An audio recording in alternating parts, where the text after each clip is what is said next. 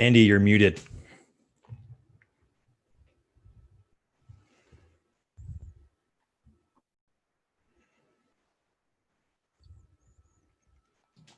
Sorry, everybody. Welcome to the Hero Show, starring the illustrious John Hersey and the irrepressible Andrew Bernstein. I am Andrew Bernstein, and you are indubitably John Hersey. That's me, and I'm really happy that we're joined today by the even more illustrious director of the Adam Smith Institute, Eamonn Butler. Yes, hello. Thanks so much for joining us today. Yeah, welcome to the show, Eamonn. It's great to have you on. Thank you. And, the hero that we're going to discuss today, Adam Smith, whose dates was 1723 to 1790, is a real hero. Is it fair to say, Eamonn, that he could be considered the father of modern economics? Yes, I would say so. He wasn't the first economist, and many of the ideas that he reported in his great book, The Wealth of Nations, actually are recycled versions of other people's ideas. But that was actually what he was good at. What he was doing is turning disparate facts into a system. And he introduced a system which we still recognize today. Right.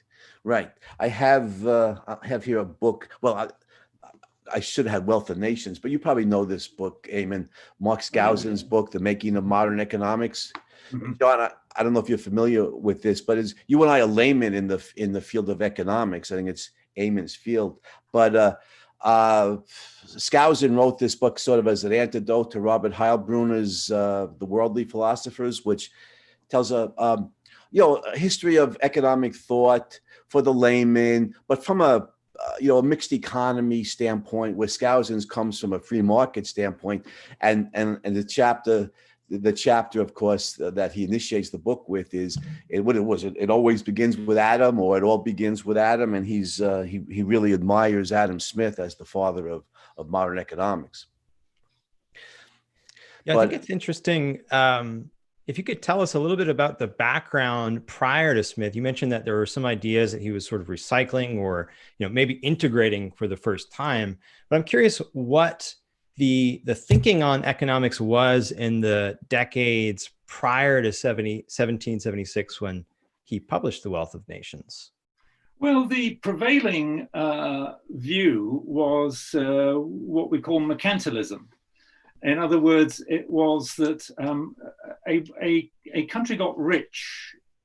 Its wealth was measured by the amount of gold and silver that it could get into its vaults. So that meant that what you wanted to do was to export as much as you possibly could, because then people would pay you gold and silver, and that would make you rich, and to import as little as possible, so you didn't have to pay this gold and silver out again.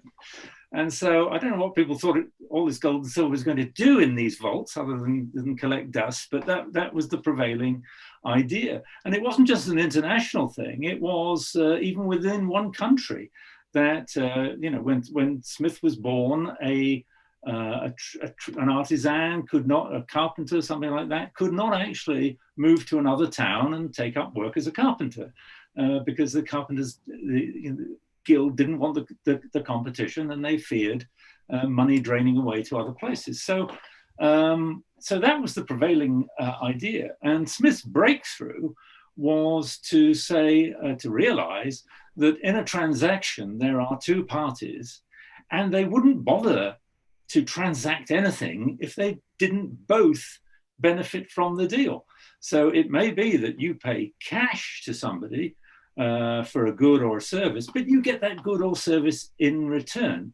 And that good or service is worth more to you, obviously, than the cash which you've paid over. And it's worth less to the trader who's actually taking the cash and giving you the good or service. So both sides benefit from exchange. And The Wealth of Nations was really, as much as being a pioneering work of economics and introducing many of the concepts that we know and use even today, like gross national product. But as well as being that, it was really a polemic. It was a political document designed to take on this mercantilist idea that we've all got to be self-sufficient and independent, and that we shouldn't import anything that we possibly could, and we should encourage and subsidize and promote promote our exports. So that was really his ambition in it. It was almost a political document. So the mercantilist view, then, on that view, a nation's wealth wasn't measured in terms of living standards or the consumable goods, that you and I and John could that we could buy, the purchasing power, and just just stuff, food, clothing, shelter. Those things were secondary. It's just how much the aristocrats and the monarchy had, how much gold and silver they had in their vaults. So that was consumable goods. Didn't really figure into a nation's wealth prior to that. I think you're absolutely right. I don't think anybody actually conceived of it. I don't think anybody really. They knew that a certain country was rich and other countries were poor, but they didn't know what created that, and they didn't really have any way of measuring it. And this is another great achievement. Read the first three sentences in The Wealth of Nations, and in the first one he says the wealth of a nation is the goods and services that are produced by its population. Okay, in the first sentence you've got gross national product, and then he says, of course, it depends on how many people there are in the country. Okay, now you've got gross national product per capita. And then in the third sentence he says, and of course it also depends upon how many people are actually at work and how many are in education or they're too old. And so there you've got the idea of productivity, right? In the first three sentences of the book, it completely reshaped our concepts of economics. Right, and there's a real concern for human life here, right? For living standards, for the consumable goods and services that the average Joe, the average person has, not just for the aristocrats and the kings, but for the average working man. I mean, you can see Smith really cared about human life much more than the monarchy or the aristocracy did. Yes, I mean, he specifically said that you can't count a country as rich if the greater number of its population are poor and starving. Right? You may have some very rich individuals at the top, but that doesn't make a country rich. What makes a country rich is if everybody gets to share, if these benefits are shared widely in the population. Well, not exactly shared, but that people are allowed to create their own fortunes, and they're not barred from doing so by all sorts of rules and regulations and taxes which are imposed by rich, powerful people and benefit rich, powerful people. So today we think of The Wealth of Nations as sort of an academic text or a philosophical text, but you mentioned a minute ago that it was sort of an act of political activism, something that we might not really realize today. Could you say a little bit more on what it was he was responding to and what effect he had? Yes, well, Smith was quite active politically. I mean, he was mainly an academic, that's true. And for most of his productive life, he was an academic really outside universities and colleges. He was on his own. But he was also politically active. He was a member of many clubs which were, political institutions almost at the time. They might have called themselves literally or philosophical clubs and so on, but there was always a kind of political discussion going on, and he loved that, and he was a great club goer, and he was a Whig. He was we had two main political movements in Britain at the time: the Whigs and the Tories. The Tories are the Conservatives, largely the party of landowners and all the rest of it, and the Whigs wanted reform. So he was very much of a Whig, and he wanted to reform all of these ideas, and to reform taxation, and to reform regulation, and to have less of our lives being controlled by those in authority. And his view was that if you only got out of people's way and you stopped trying to push them around and telling them what they can do and can't do, then people are very resourceful. They will start their own businesses and they'll create their own wealth. So very much of a pro-innovation, pro-individual, getting started, being able to create wealth and improve their own lives and condition without all of these rules and regulations to stop them. And to create, I'm sorry, John, did you want to follow up? Well, I'm really curious. So I know that he promoted free markets and was anti-regulation, which is a beautiful thing, because this is how we get out of people's way and enable them to create the values that improve their lives and the lives of other people. Was he successful in getting regulations shelved in his own time? Yes, he was actually, and getting tax simplified and so on, because after he produced The Wealth of Nations, a grateful nation gave him a salary for life, and they gave him basically a sinecure. They made him Commissioner of Customs, which seems a bit odd, but it was a way in which the government could award you and you didn't have to do any work. But Smith actually did the work, and he was involved with William Pitt, and he produced a deal for economic trade with France, and he produced another blueprint really for the reform and reduction of taxation. So all of those things happened in his lifetime, or very much shortly afterwards. And we look back in Britain to the great sort of 19th century age of free trade and the prosperity that brought. And that's very largely down to the impact of The Wealth of Nations. It completely revolutionized thinking. And, I have seen copies of The Wealth of Nations that are signed by the owner, William Pitt, and by Alexander Hamilton, and everybody who was anybody at the time had to buy this book, and they all had first editions. It was extremely influential. Right. I mean, correct me if I'm wrong, Eamonn, but Richard Cobden, one of the great 19th century advocates of free trade, and leading the charge against the Corn Laws and everything, was a huge student, or a reader and admirer of Adam Smith's philosophy in Wealth of Nations, was he not? Yes, indeed. And as I say, nearly everybody at the time that was on the free market side had read it and was influenced by it. And yes, that's right. Now, I'm interested because to maximize the real wealth of nations, the consumable goods and services, Smith was one of the first, or maybe the first, to recognize the importance of the division of labor. Is that accurate? Yes, again, I think other people had touched on it. There was a guy in Sweden who's often cited who touched on a lot of these ideas, but really he only did it in a paper about, I forget exactly, I think it's 17 pages or something, whereas Smith worked these things out in great detail. In fact, I would say in far too great detail, it has to be said.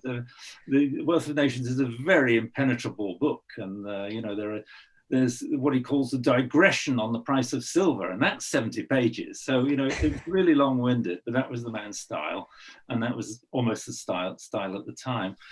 So many people had touched on these ideas, but yes, the division of labor was sensational.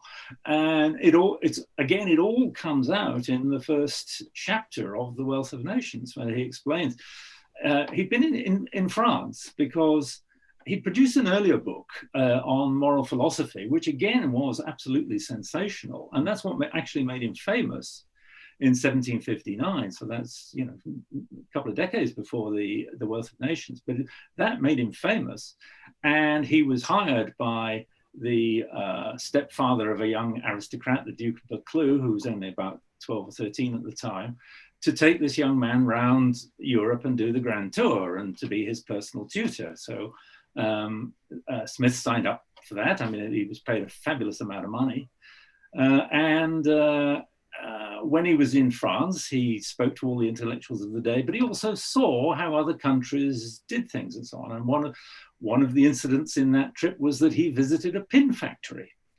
And he was astonished how so few people could produce so many pins. If you or I had to produce a pin, well, where would we start? Even if we had the metal, we'd have to draw it out, and we'd have to sharpen it and put a head on it and polish it and put it in a packet with nice paper and all the rest of it.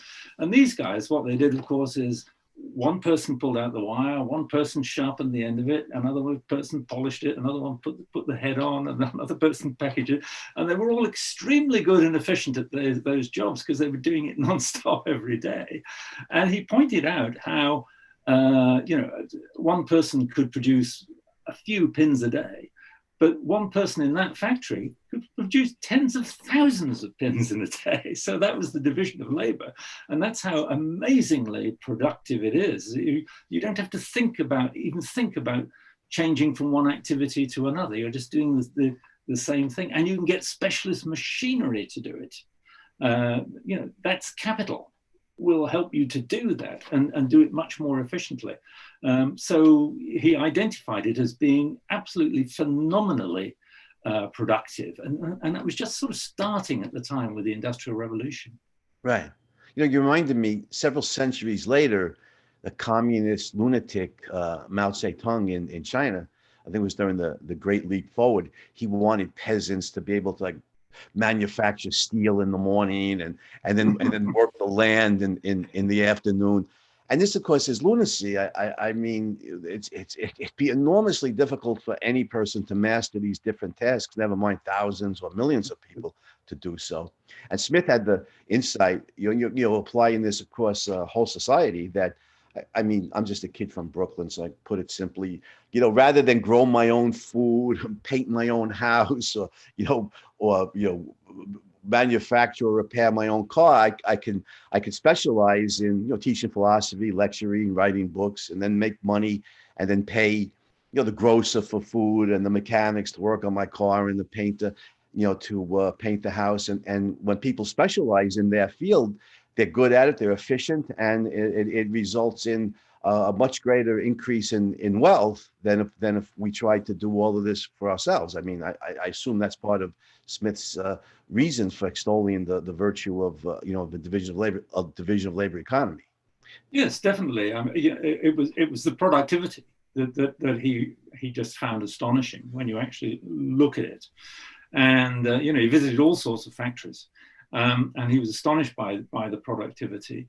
He realized that it takes you, as you say, with your steel worker who farmed in the afternoon, it takes you a while to get your brain out of one gear and into another to do different activities. He mentions that specifically.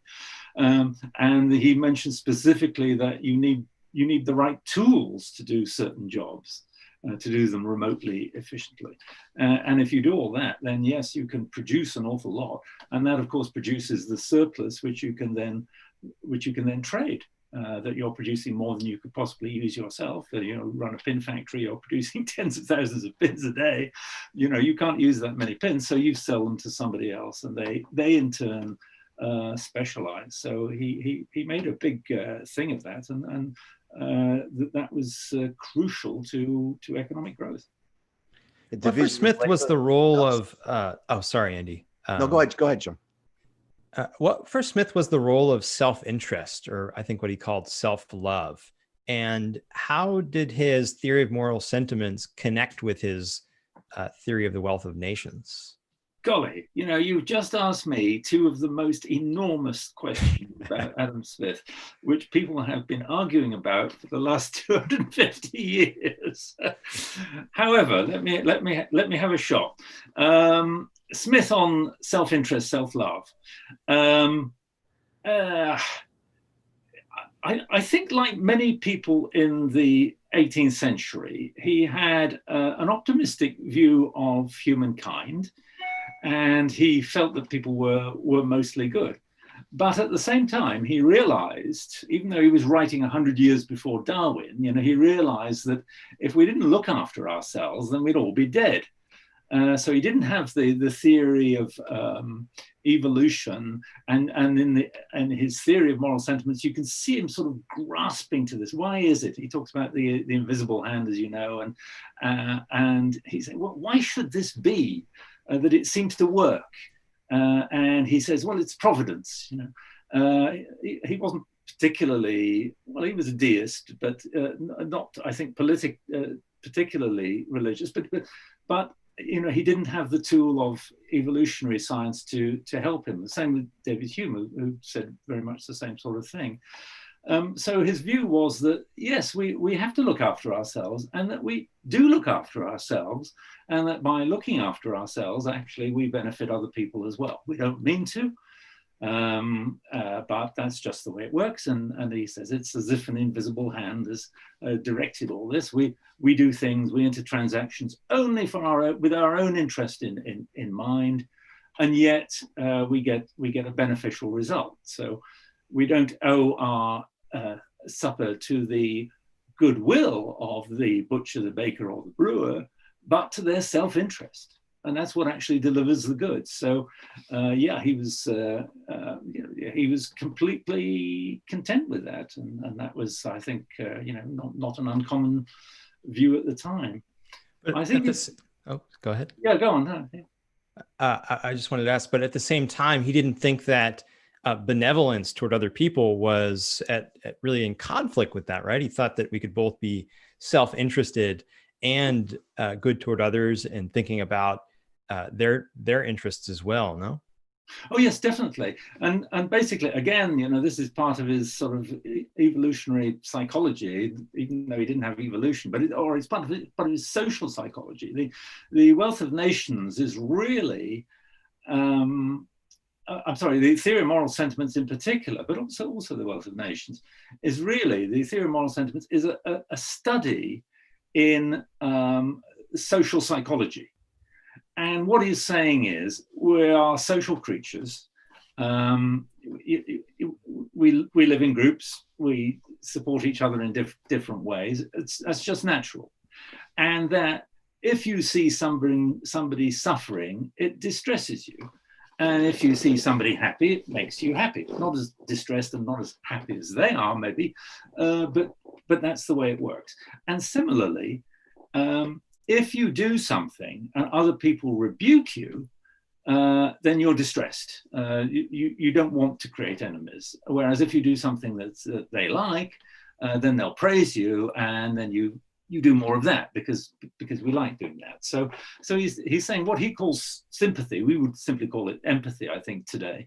That natural empathy exists between human beings, and that's really the source of our moral values. They don't come from God. They don't come from churchmen. There isn't a sort of moral sense like the sense of smell. But it comes from, we want to behave in ways where we can get along with our fellow human beings. And that, again, at the time, that's why he became so famous. That was just a revolutionary idea, tracing ethics back to human psychology. Right. And I think, there have been attempts to show that it's possible to reconcile the empathy or sympathy in the theory of moral sentiments with the self-interest of Wealth of Nations, because if the butcher, the brewer, the baker engages in honest dealings, in business, then the customers, like you said, Eamonn, they're gonna get more in their own estimate. They're going to get more from the butcher, let's say, than the money they pay for the meat, and consequently, the butcher is going to generate that kind of sympathy or that approval from his fellow man that as social animals we seek. So maybe today we call that rational self-interest. Honest dealings are in my long-term rational self-interest rather than dishonest ones, which just make me enemies, of other people. And certainly, I think his advocacy of self-interest can be reconciled with his belief in empathy in these two different works. Yeah, I always say that there's no such thing as a quick buck, right? You can make a quick buck by cheating people and giving them substandard goods and overcharging them and all the rest of it, but they won't come back, and they won't recommend you to their friends and neighbors. So in the long run, you have no business. Especially in a competitive marketplace, right? Absolutely, that's right. You can go elsewhere as long as there is competition. Right. So yes, I think you see these things are, as I say, he was don't think of him as being an economist. Don't think of him as being an ethicist. Think of him as being a social psychologist. And he's looking at the mind. And he also had a book which really only exists in the form of student notes about politics and how politics works, which again is different. And he's looking at these as being different aspects of the human mind. And yeah, we have different and conflicting, competing motives. It's absolutely right. We feel that in ourselves. You know, should I do this? Or, well, it would benefit me if I actually did that. Or if I didn't mention this, you know, but then I should mention it. You know, we go through these sort of conflicts ourselves. So it all fits together. It's part of what human beings are and how they think and how they work and ultimately how they survive, because it's the tension that keeps them on a track to survival. You know, and coming back to his expertise in the field of economics, one of his revolutionary ideas is his advocacy of international free trade, right? And how that benefits the actual wealth of nations. You know, there are certain people in power today, I won't mention any names, who heads of state who maybe ought to realize, you know, the virtues of international free trade. Did you want to comment, Eamonn, on Smith's argument? I'm just a dilettante in the field of economics, but I mean, I'm impressed. I was impressed by Smith's argument for free trade. Yes, absolutely. And the argument is simply that both sides benefit from it. And that if you try to stop people trading with you, if you try to make it a one-way deal and you benefit and they don't, well, you know, they'll find somebody else to trade with. So you'll be worse off. And also, I mean, he went into things like predatory activities. That if you try to stop people from importing into your country, then they will try to stop you importing into theirs, right? So you know, so both then have bricks in their harbor and no trade gets done. So he said, you know, in some cases it might work if somebody's being really egregious and in their terms of trade, and you can say, well, look, we're not letting you trade with us, that's fine. Then eventually they might come to their senses. But Smith says, you know, usually you're better off to just say, no, we'll trade with anybody who wants to trade with us. And don't worry about your trading partners becoming rich. You want rich customers. Rich customers are good. Poor customers are no use to you at all. So he was very happy to have a trading relationship where both sides benefited and both became rich, and that was so anathema to the mercantilists who couldn't imagine such a thing. You know, they thought, and again, it's the same at home as well. It was assumed that in a transaction, one person must benefit and the other must lose. You know, how could it be otherwise?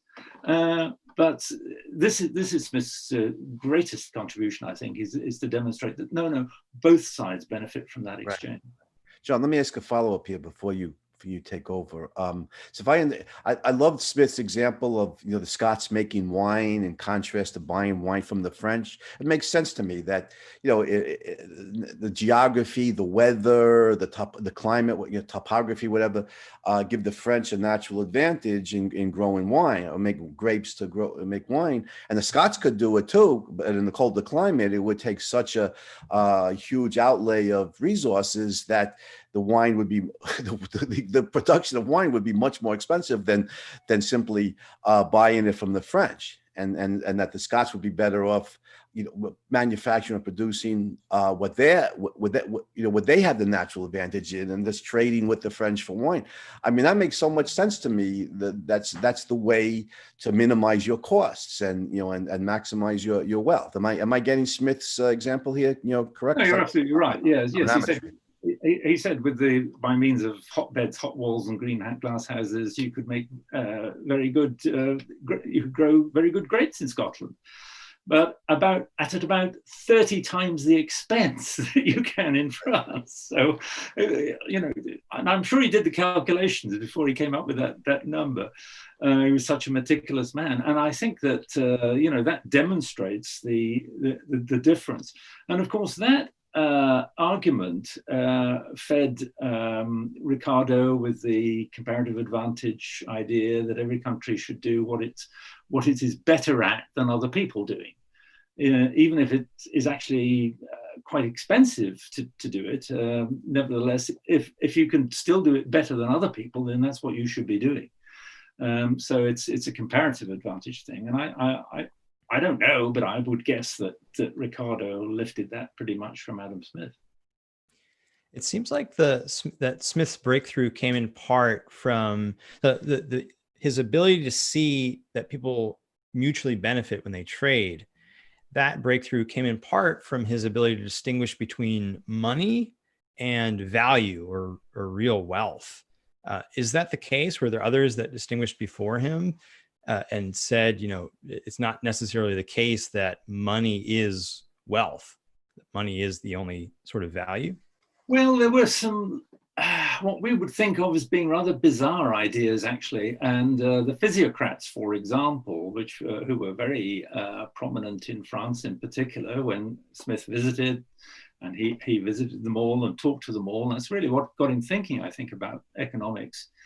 And they believed that the only source of wealth was basically agriculture, which was a huge thing at the time. I mean, 90-odd%, something like 98% of the population were involved in agriculture, that's true.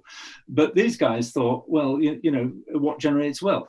It's only growing food, you know, that's the important thing. And everything else, like making tools, and transport and things like that, is just a bolt on to that. It's just something that makes that possible. So there were all sorts of theories about where wealth comes from among educated people who thought about it at all. Most people didn't think about it at all. They thought that you know, God had created people rich and poor, and that was life. You know, that was the way things were, and you couldn't really change it. So the physiocrats at least had a theory. It was a one-dimensional theory, and Smith expanded that to say, no, it's not just about agriculture. Yes, you want to be efficient in your agriculture, but you also want to be efficient in your manufacturing, in supplying the tools that you need for agriculture, and in supplying the tools that you need to make those tools, and so on and so on. And in all of the other things that you want, like clothing, you know, you need an integrated system. And he talks about the humble woolen coat of the ordinary worker, and how many thousands of people have worked on that by you know, producing the wool, cutting the wool, weaving the wool.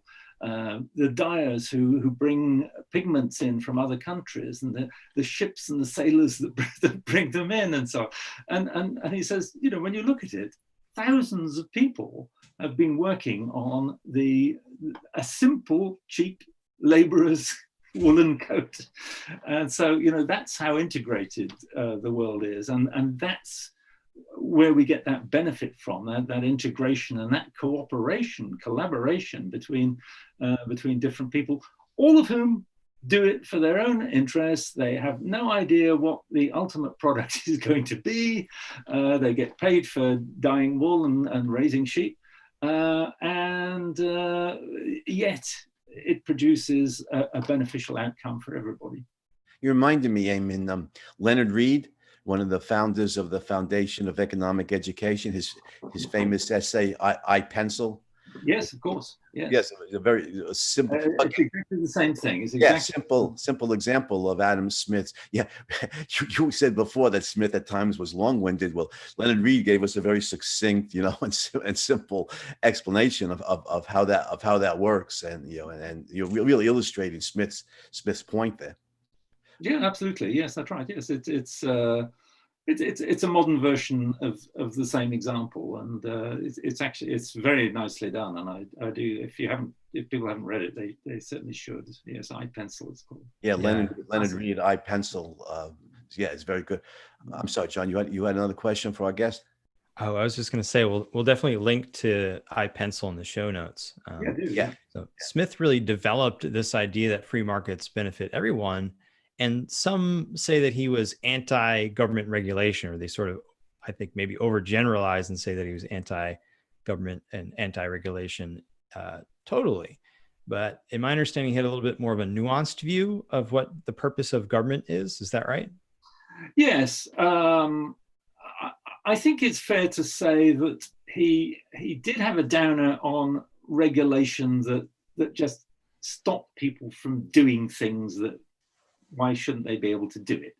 So so things like the regulations on how artisans could travel and set up in other places. So that sort of regulations on trade, tariffs, and all the rest of it. And his view is, look, if people want to trade, if people want to start a business and help themselves, then let them do it. You know, there's no reason why a government should intervene. And indeed, the government sets itself a terribly complicated task if it tries to run people's lives for them. But he did believe that there was a role for government. Obviously, there was a role for government in the administration of justice, which is, you know, no mean function, actually. I mean, it can be a very expensive and large function. But he also believed that the government had a role in the promotion, at least, or creation of infrastructure like roads and bridges and harbors, because those things facilitated trade and international trade and domestic commerce. So he had no problems about that. He thought that some parts of schooling should be promoted by the government, although he was a bit confused on some of these things, because really his chapters or his book on the role of government is the very last section of the Wealth of Nations. And I think, you know, he'd been working on it for 17 years. And I think that a few of his chums, and probably his publisher, came to him and said, you know, look, Smith, old chap, you know, this is really taking a long time. You know, couldn't you just, you know, speed it up a bit? And I think probably the last few chapters of the Wealth of Nations are maybe not as well considered as the early ones are. And so Smith himself is a product of the Scottish educational system, and it was a municipally funded system. But when he went to university in Glasgow, the professors were paid by the students, as opposed to when he went on to Oxford, the professors got paid whether they taught students or not, so they didn't bother. And so he was very keen that, yes, the people should pay for their education, because that keeps the teachers sharp. But at the same time, he thought, well, it's very important for people to have an education. So maybe the buildings could be, you know, produced by the government. You know, he was kind of mixed up on that. Right. You know, I don't want to let the whole show go by without discussing Smith and the horror of human slavery, because that horrible institution is still with us in the 21st century. I mean, communist countries have gulags or slave labor camps, North Korea, of course, China, and then Islam prohibits the enslavement of your co-religionists, but infidels are fair game. It's not funny. I mean, in Sudan, there's probably tens of thousands, maybe hundreds of thousands of Black slaves, most of them, many of whom are Christians. Now, Smith recognized, I'm not sure what his moral stance on this was, Eamonn. Maybe you could comment on that. But he, as an economist, he did recognize the impracticality of a slave system relative to free labor. Did he not? Yes. I mean, actually, when you read Smith, he sounds like a socialist. He is so concerned at the welfare of ordinary and indeed poor people. I mean, that's what motivates him, right? He's not in this for the boss classes. In fact, he deliberately criticizes, even though a big landowner was paying his salary, he deliberately criticizes the wealthy landowners who just got given land by the king and didn't do anything. So and in that process got in the way of ordinary people from doing their own things and owning land and all the rest of it.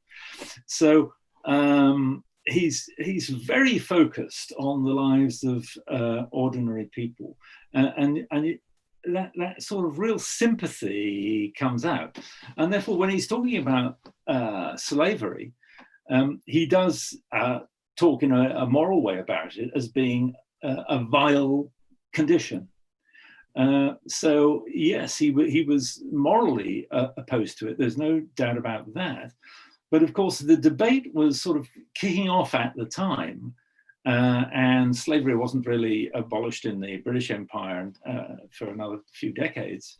But he helped fuel the argument because he was saying that, in fact, not only is slavery a vile institution, it's not even efficient economically. You know, right. You lose money, right? Because a person who is obliged to work and doesn't get any benefit from that work, you know, they can't save any money, they can't buy a house, they can't benefit themselves.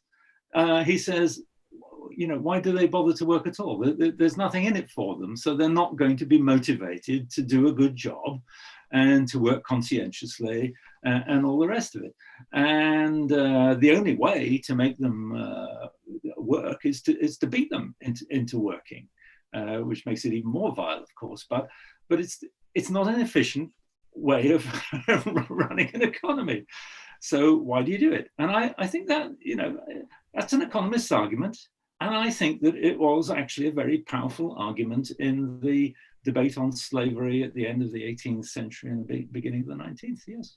Yeah, I was impressed by it because he points out that you know, it's economically more viable to hire free labor because they're more motivated and they'll be more productive, and you get more bang for the buck, to, you know, to use that expression. And Smith, if I remember correctly, because it's been a while, so correct me if I'm wrong, Eamonn, it raises the question then, well, why do slave drivers and slave owners, what's in it for them if they're actually, you know, losing money rather than what they would gain from freedom? And he says power. You know, they get this power over other people, and I think it's an important point. You know, contra Marx, even before Marx was born, you know, that people are driven by economic motives. You know, I think we say, would that they were driven by economic self-interest. This lust for power that Smith points out, I think, plays a horrible and powerful role in human life. You know, communism, National Socialism, they don't produce wealth. They produce slavery, warfare, pain, suffering, misery, and they give the ruling class a great deal of power. So I think Smith has a really good point there. And the trouble is that people get used to power, and they rather like it. Lord Acton, of course, famously said, "Power corrupts, and absolute power corrupts absolutely." But actually, the other side of that is that power is delightful, and absolute power is absolutely delightful. And once you realize that, then you realize what a bad idea power is. Yeah, that's really true. You know, just let me follow up with one last point, John. You know, a lot of people today don't realize, you know, Thomas Carlyle referred to economics as the dismal science, and they don't realize where that comes from, right? I mean, they think some people find economics boring, so they thought Carlyle meant, you know, economics was boring, but he really was opposed to the abolitionism of free market economists like Adam Smith and his, you know, intellectual heirs, and Carlyle, you know, supported race-based slavery, and Adam Smith and most of maybe all the free market economists who followed him, right? I mean, Say and Mill and Bastiat and they're all abolitionists, weren't they? On these similar grounds. Yeah, definitely. Yeah, definitely. I mean, on moral grounds, but as I say, Smith gave them the economic argument. But I think it was really a moral thing that, you know, if you are a liberal, libertarian, whatever you like to call yourself, you know, you do believe that people are indeed created equal, and that you have no right to boss other people around. And you know, so So yeah, I mean that's part and parcel of the liberal idea, I think. Yeah. These ideas on slavery, the economic argument, I believe that Benjamin Franklin was a friend of Adam Smith and visited him either in the late 1760s or early 1770s. And later in his life, he became an abolitionist. And one of the first arguments that he made was this economic argument. So it intrigues me now to sort of try to tease out whether or not he picked that up from Smith. Some say that he read the Wealth of Nations in draft form when he was over in Europe traveling. Yeah, he did live in London, in fact, for quite a long time. And indeed, you can visit his house in London. And of course, the interesting thing is, it's really, if you like, just the other side of Trafalgar Square from where Adam Smith used to reside. He went to a sort of guest house that was run by a Scotswoman who, you know, had lots of like a sort of little bijou hotel, and you know, she liked to have Scots guests, so he was one of them. So it's hard to imagine that somebody who was as keen on discussion and argument, and as keen on visiting the political clubs and places like that as Smith and Franklin, who you know also liked this kind of stuff, and I'm sure was very gregarious. It's hard to believe that they didn't meet, although we don't actually, I think, have any firm records that they met. But surely they must have done, and I'm sure they corresponded. And certainly, yes, I think Smith's argument undoubtedly fed into Franklin and his views. It's a great achievement of these Enlightenment thinkers, you know, whether it's Smith, Franklin, or Voltaire. You know, so many of the 18th century thinkers recognized the horror of human slavery, and and launched, you know, an abolitionist movement. I think is the first time in history. You know, there have been people like the Roman Stoics, you know, who are morally opposed to slavery, but an actual movement to abolish slavery is, and to the best of my knowledge here, is an 18th century Enlightenment development. And certainly Smith's argument pointing out the impracticality of it, as well as the immorality of it, is you know, is to me is an important contribution to, you know, to the abolitionist literature and the abolitionist cause.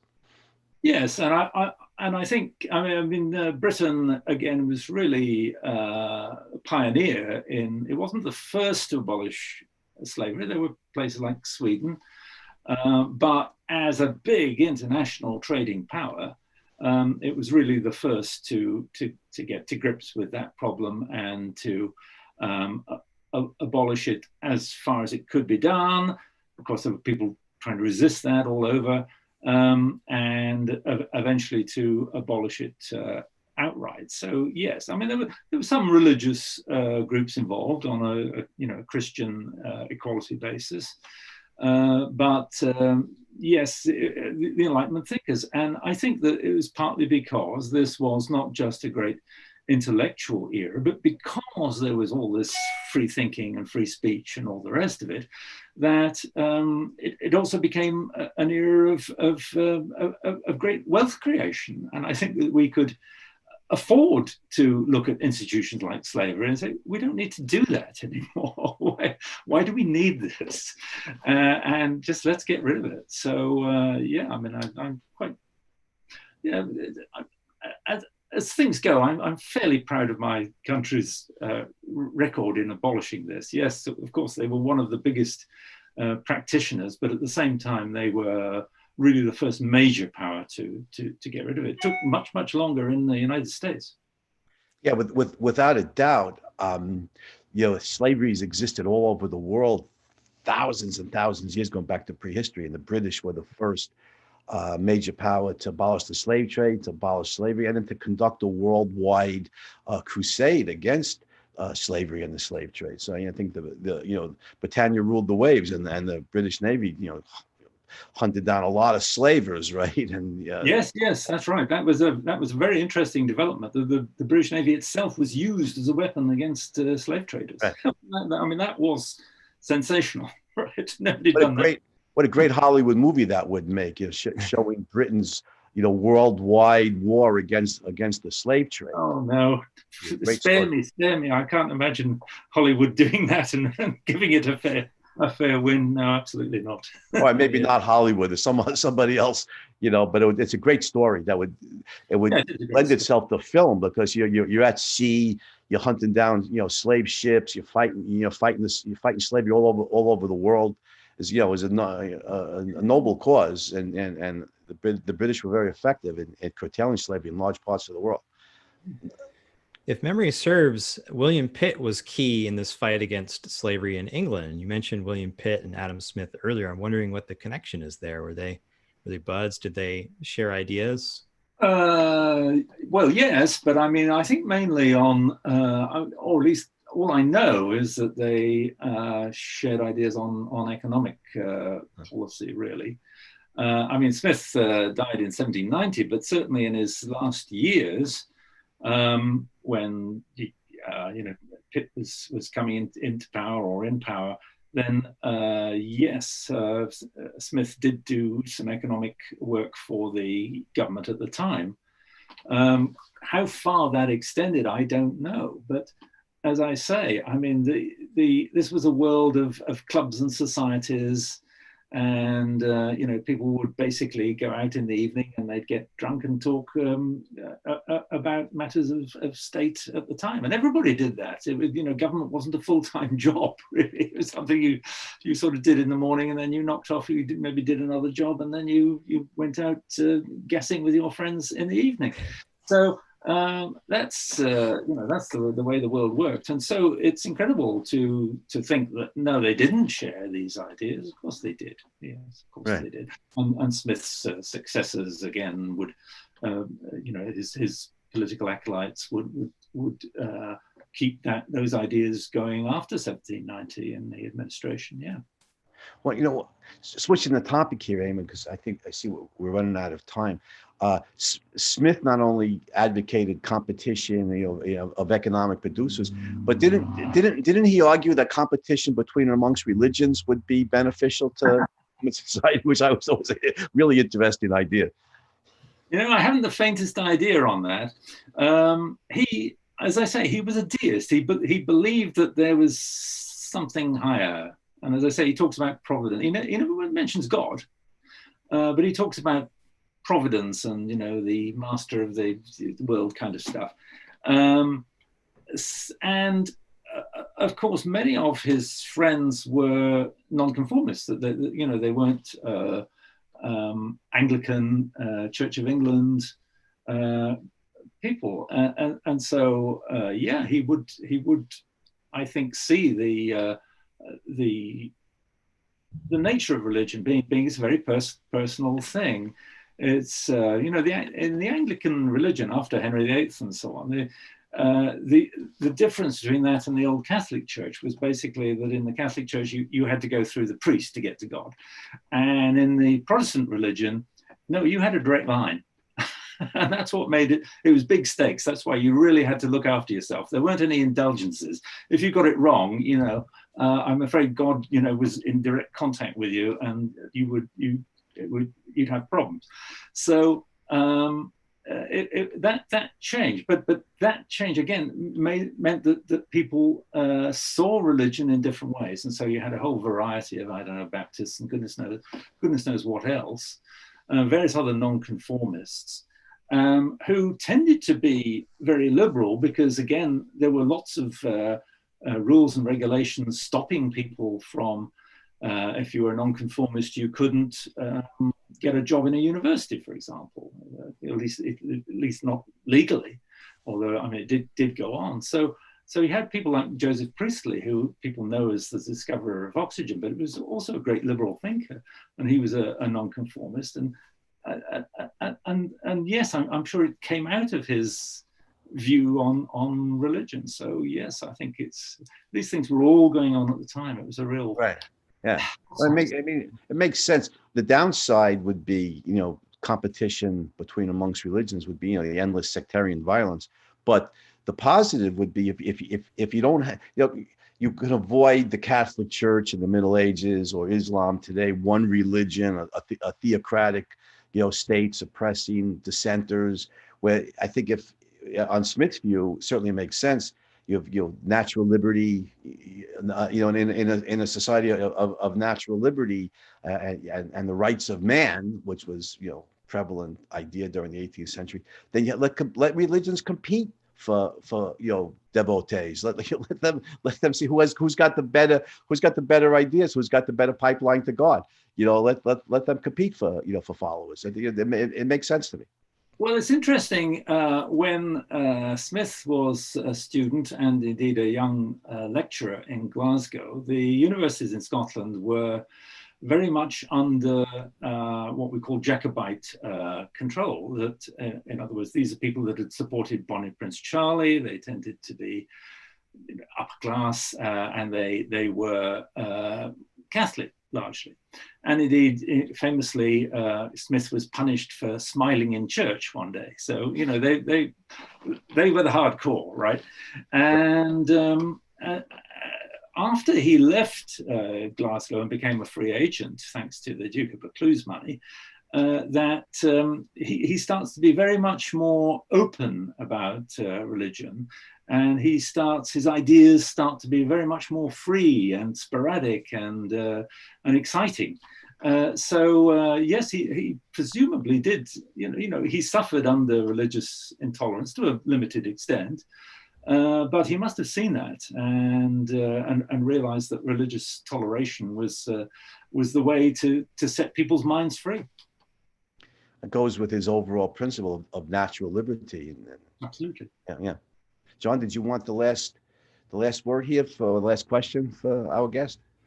Well, I'd have to assume that Smith was familiar with Locke. I know that Shaftesbury was a student of Locke, and Shaftesbury became a popular Scottish Enlightenment thinker. So it seems like he would, probably have read Locke's letter on toleration, and that was absolutely essential in religious freedom, and it inspired Jefferson and Madison later to institute religious freedom in Virginia.